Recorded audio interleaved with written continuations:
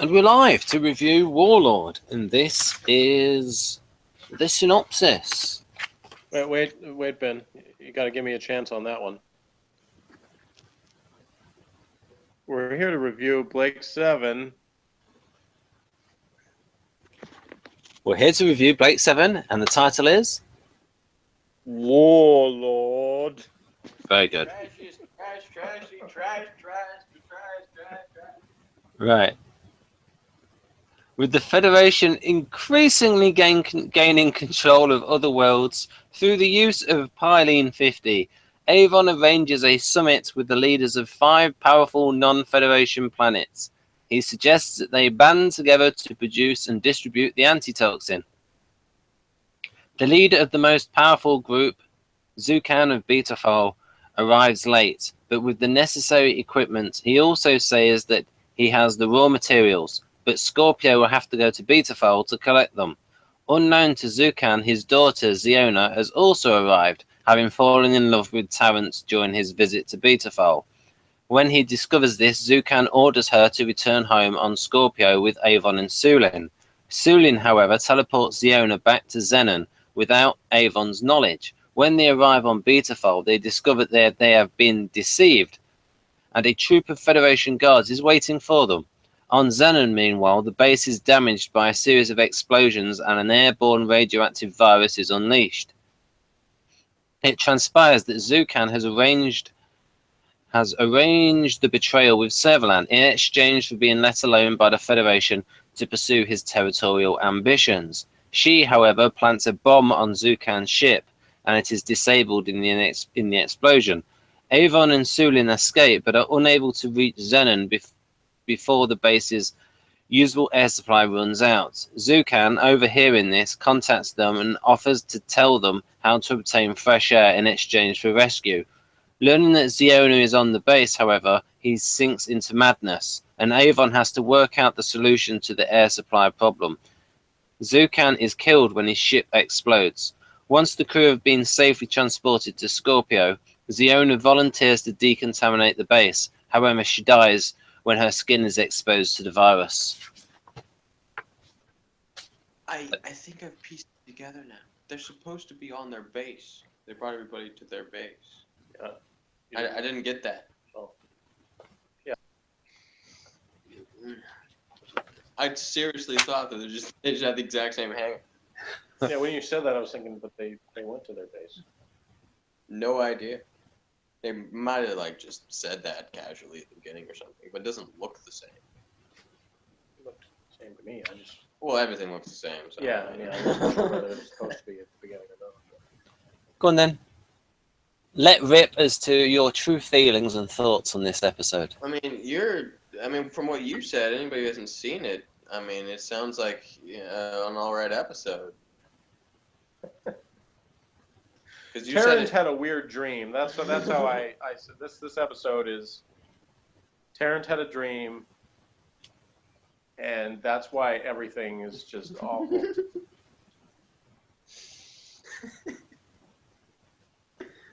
I wouldn't even know where to start. Just, honestly, that was like embarrassing. When my brother watched Blake 7 for the first time, my younger brother, when we were in San Antonio, and if he'd seen this, I mean, because that episode that he saw, that was like some sort of royal masterpiece compared to this. Oh yeah, he was saying the previous episode, he feels bad. I almost want to go back and re-review Ben. I almost want to apologize to everyone involved in that episode, because after watching this, that now looks like the most brilliant thing ever. I'm just like, oh wow. Any good bits? I have an actual headache from watching this episode. I did not have a headache before I started watching that, and I have one now. Before I hit my head on something. Ladies and gentlemen, this episode gave me a headache. Right. So is it worse than Kinder? Yes. Oh, yes. Ooh. Oh, yes. Definitely worse than Kinder. What about Lugaroo? Oh man, that is hard. Look, because Lou Garou, the guest actors were pretty terrible, and most of them were in this too. Yeah. I don't know where they assembled that crew of scrubs for their like inner meeting of planets or whatever, but like let's get a bearded guy with a lisp. What did you say? An Egyptian breakdancer. And then we've got Mr. Pink Hair and his daughter's super poopy pink hair. It's like from what was that stupid show? You know, with the teamwork song of the Lazy Town. Yeah. Except the chick from Lazy Town is much cuter than that girl. Well, yeah, and then you got it's the same pink wig. Tara nuzzling her, like everything about this was horrible.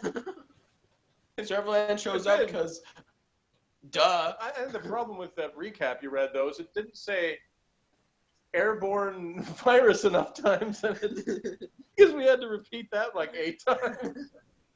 Wait, there's an airborne virus? An airborne virus? Yes, an airborne virus. It was like the movie Airplane with no, not a bomb. Huh. Let's have a look. Oh man.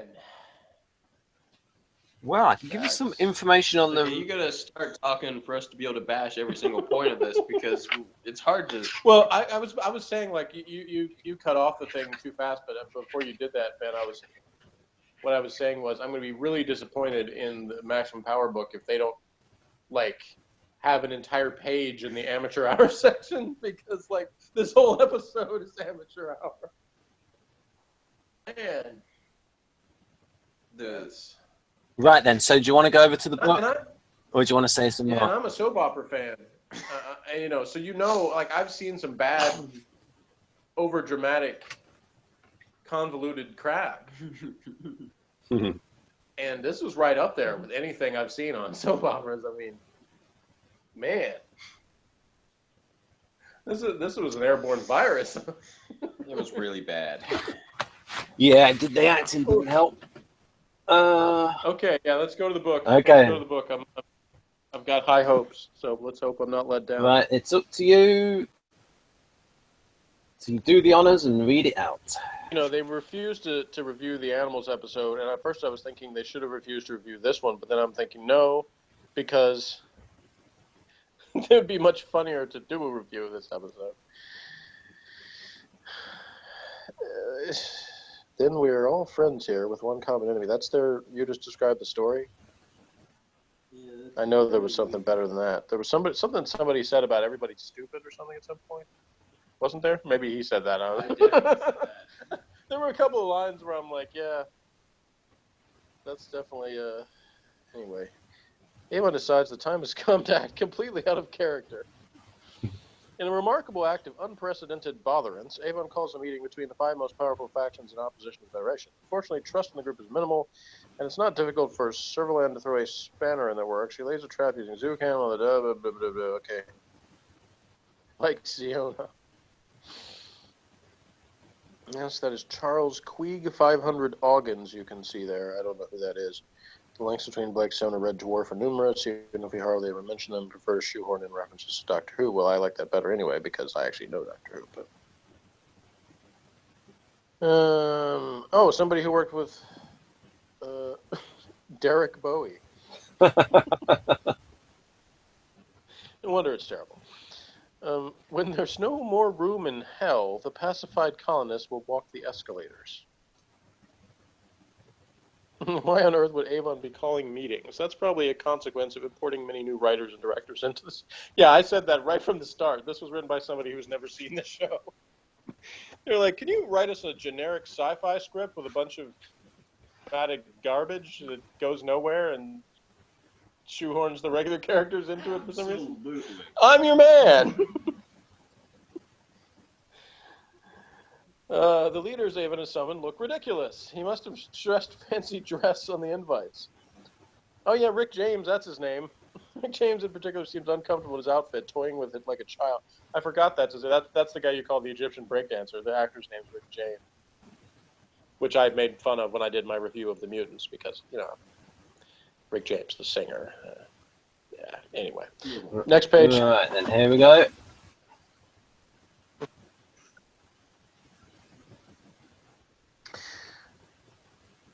Okay. Yeah, I haven't seen Paradise Towers yet, so I don't get that joke. I don't even know if it's true. And their strides forward, we seem to have taken several leaps back. We're in a bad sci-fi, cliches spilling forth all around. Yep. Glynis Barber was so taken with Jonas Harris' use of herself, Dempsey and Makepeace cheers. Again, I've never seen that either, so... Anything here and it wouldn't matter. The story is so dull you'll have switched it off by now. Yeah, I would have. Like I said before, there's ones like watch the whole series and do these reviews with you, Ben. I would have. There was episodes previously to this I would have turned off, but this one probably wouldn't have even made it 15 minutes in. Look, we'll prove it. The gingerbread men hold off Avon and the others with their candy floss guns in the house made of sweeties. Yeah, that sounds more interesting. And Ben removed all of the spoiler except for Telefantasies Most. He left those 2 words in there. Yeah, I wanted to tease you. Yeah, that's... I don't think you've remembered to tell me about many of these previous spoilers. I think there maybe was one that you did, but so the others you didn't, so maybe they're all paid off in the final episode. But anyway. Why do the goblets produce sparks of electricity when they're touched together? That was Sukan, there are times when I miss the darkness. Close your eyes, then. You've got a new director for this episode. That's who that Vitalis person is. The writer and director of this need to be shot if they're not already dead. I'm against the death penalty, but those 2 need to be taken out.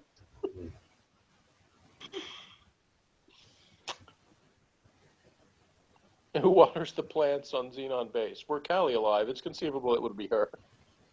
But the current crew just don't seem like plant people.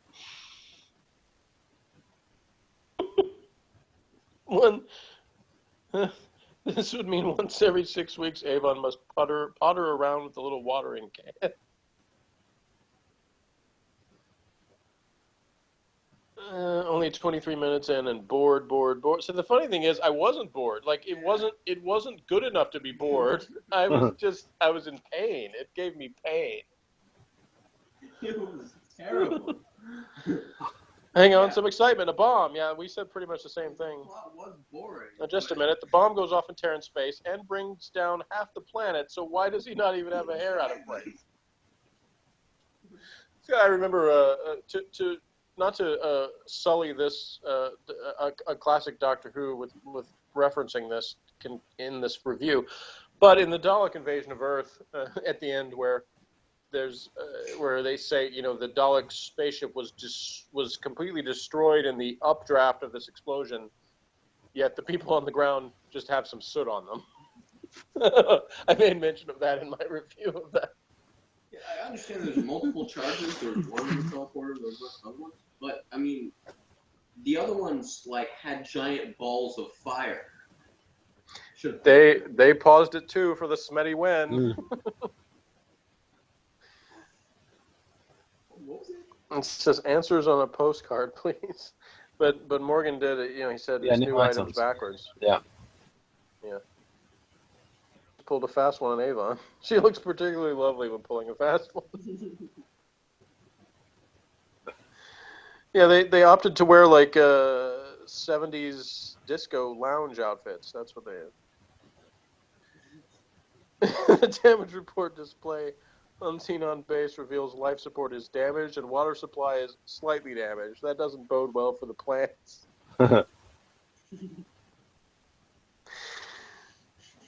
Yeah, I don't get the joke. Obviously, I can't even read what you wrote. It looks like LUK joke.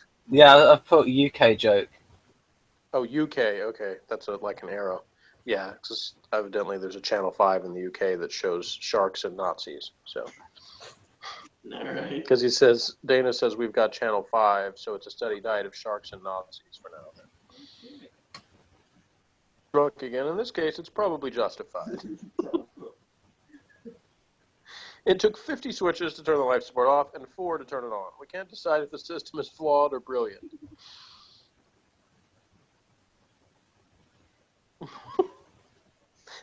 Dana picks up Ziona's glove and says she took her glove off, which is a clear indicator of just how utterly tedious this 50 minutes really is.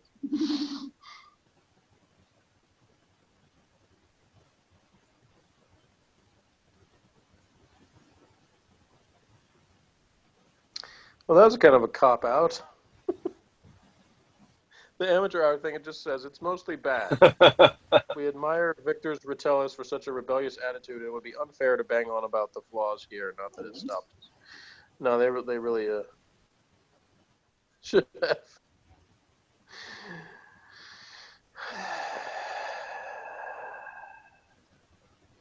Space gingerbread.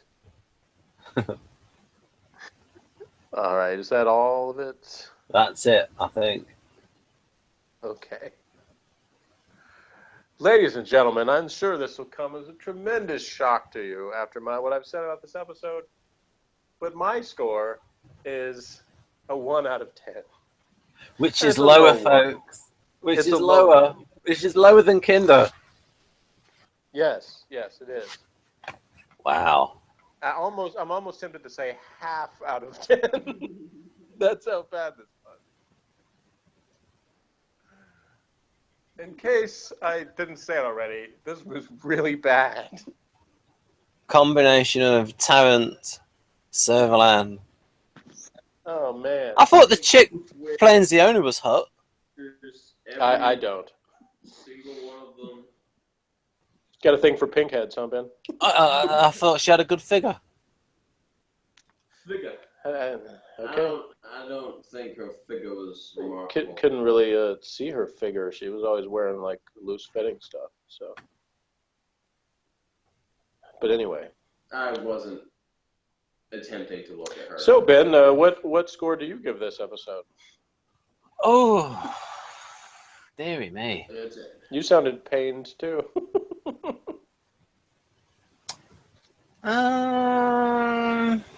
And I'm going to remind you that the lowest score you've given so far is a 5. Yeah, but that has a stupid plot hole with Tarrant in sand. So. Are you saying you think that this was better than sand? Yeah. Oh, wow. Because of that plot hole. That sand was terrible, so that's okay. But this thing took the worst parts of sand and magnified them. Hey, was Tarrant and Servalan getting it on creepy enough for you? How about let's have more of that? Except Tarrant and some random pink-haired chick. Meanwhile, Servalan, their father. She's not, but then she's going to bomb him. But then she doesn't. And then she does something else. And then, Still. yeah, well, yeah, but I couldn't watch that either. But Tarrant was creepier in this one, though. Tarrant's a creep all the time. Like, and the way he was like going to go after Villa, like I wanted that fight to happen. I wanted Villa to kick his ass. Yeah, just shoot him, just bang, just shank him. Or I was like hoping that he'd take the moment, like now he's good and drunk, so he's got some fight in him, and he just levels him. Hits him in the head with it. There you go, just smash his head against the wall. Yeah. I think I'll give it a 6. All right, Ben. You do that, man. Now the next one is really good. So for any of you who's crazy and can somehow withstand like beyond sewer levels of garbage, take Ben's advice. When you say airborne virus levels of garbage? Airborne virus, radioactive airborne virus. Do you know what the next one's called? Then take Ben's rating, which is slightly above That's the best. That's the max. That's way beyond what it deserves. Well, you said, Ben, earlier when I told you that the channel that I watched Blake 7 on doesn't have that one, you implied that was a good thing. Yeah.